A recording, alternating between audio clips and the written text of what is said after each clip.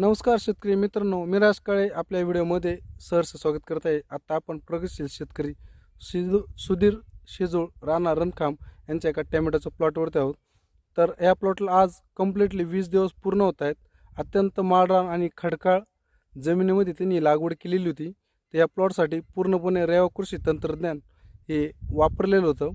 तर जबरदस्त असं 20 दिवस पूर्ण होत आहेत, तरी पण जबरदस्त फुटवा तुम्हाला आज माझ्या पाठीमागे इथं बघायला मिळतोय.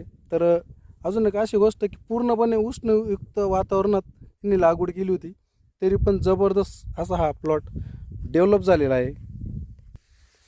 जबरदस्त फूट इथं 20 दिवसात आपल्याला बघायला मिळते.